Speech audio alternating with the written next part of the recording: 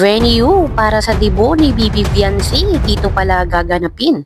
At sino ito? Bigating politiko. Pupunta sa debut ni Fiancé. Ating kilalanin na kung sino ito at pag-usapan ang mga bagay-bagay ngayong araw. Pero bago po ang lahat, isang mapagpalang araw at gabi sa inyong lahat. Mag love shoutout sa lahat ng ating listeners, viewers, and subscribers saan mang sulok ng mundo. Luzon, Visayas at Mindanao, lalong-lalo na po sa ating mga kababayang OFW. Kamusta po kayo mga kalingap? Mabuhay po kayo hanggat gusto nyo. At kung bago ka pa lang sa aking munting YouTube channel, huwag ka nang mahiyang mag-subscribe, like, share, and comment. Huwag mo na rin kalimutang i-click ang notification bell nang sa ganon ay updated ka sa aking mga paparating na video. At syempre, patuloy po nating suportahan sina Kalingap Rab at ang ating ama ng Kalingap, ang nag-iisang founder, si Kuya Val Santos Matubang. Kung maaari po ay no skip ads nang sa ganon ay mas marami pa tayong malingap na nangangailangan.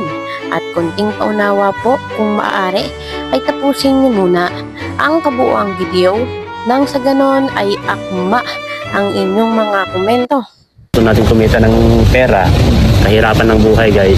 Kaya inamanage ko na agad yung ano. Habang nandito ka sa Kalingap, Tirahan ko sa tamang pag-hindi. oo, pagdating ng araw. Pagdating ng araw, mga traffic at least safe na. Oo. Hindi na kailangan masyadong Tapos sa pagtatrabaho. Tapos kapag magpipirmi na kayo kay Fiancé, Ano sige? Kasi ang buhay ko, ano lang, paganta-ganta lang, tambay-tambay lang. Hindi naman sa ano, pero buhay nyo ng magiging pamilya mo. gano'n lang, kaya lang dapat. Ayun, narinig naman po natin mga kalingap na ito pong si Papa Eds at alam naman po nating lahat na ready na siyang mag-settle down. Secured na yung future ng magiging pamilya niya. Sigurado naman, kami naman na nakakakita, pagdating ng araw ay talaga yung buhay mo, Ed, pati yung family mo. Talagang, ang iniisip mo kasi yung future ng family mo. Maganda na yung future nila. Yun ang pinaghahandaan mo kasi sa nakikita namin ngayon. Diba, bro, D? Yun ang nakikita namin sa kanya, yung pinaghahanda niya yung in the future ba na mangyayari sa buhay nila, sa magiging family niya. Secured na. Kaya ikaw, D, naisip mo na doon? Mapunta na.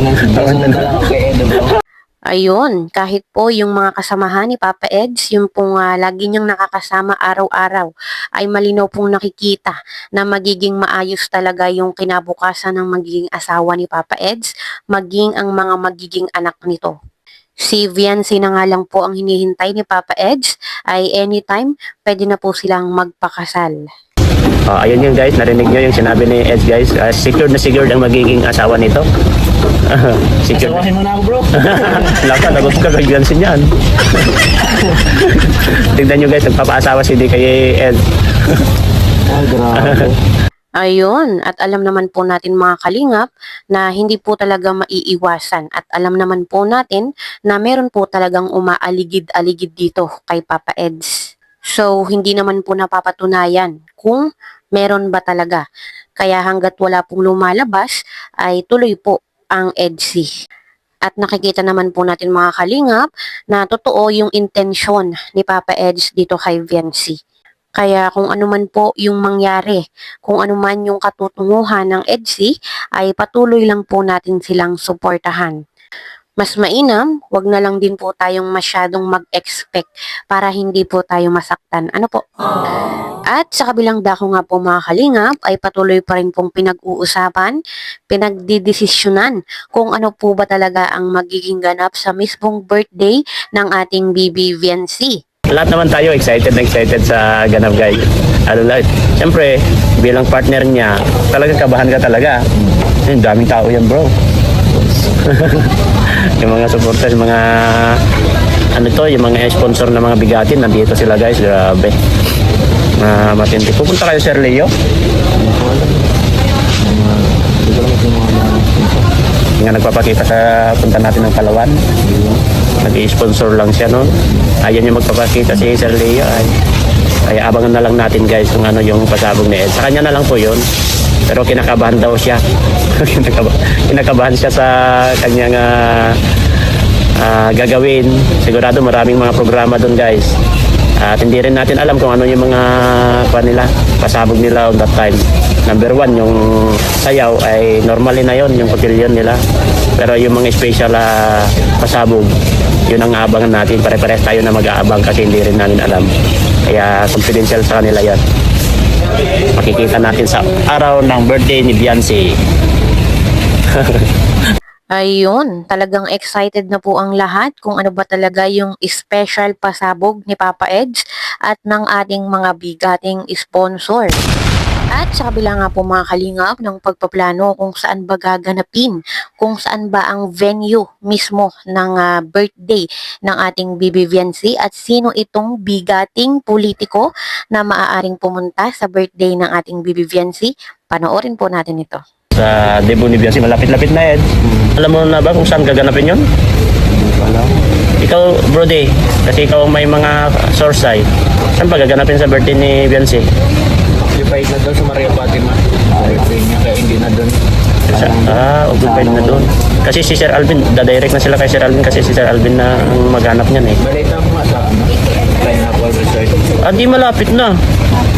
Tabi lang ng Transcend. Walang pagi na. Maluwang ba yung pineapple? Wala pupunta. Yung ano doon, yung Function hall. place doon. Maluwang. Hindi kasi laki ng sa Maria Fatima. Maluwang sa Maria Fatima. Maluwang dun. Occupied na tayo yung date na yun. Birthday ni Beyonce sa Maria Fatima. Ilang buwan pa naka-occupy na. Grabe. Oo, ganyan kasi ngayon, no? Malapit yung talo. Hindi kasi pinakamaganda eh. Pero ready ka na rin. Hindi, kinakabahan ako. Kung gagawin ka, malapit. Palapit ilang araw na lang guys. Hindi nyo palapit ilang araw. Mga 21 ngayon, mga 20 days na lang guys. Kinakabahan daw si Edo. May mga secrets sa kanya na lang po yung mga pasabog niya. Siya lang nakakalam niyan kung anong pasabog nito. Grabe, sigurado ang bisita nyo na naman si Governor Bro. Baka papakasalin na kayo ni Governor. Kasi may mga invited. Sigurado yan pupunta yan si Governor Dong Padilla. Dati doon sa birthday ni Beyonce. Ay, ribbon cutting ba nun? Ribbon cutting. Ang dami, grabe. Maraming tao niyan kasi ang daming pupunta dito ng mga fans, mga sponsor. Grabe bro. Malapit na pala birthday ni Beyonce. Malapit na nga. Kaya nga. Ibig sabihin, isang taon ko na rin sila kakilala. Oo. Yung ama ko ay unang event ko sa Kalingap, birthday ni Beyonce. Birthday ni Beyonce.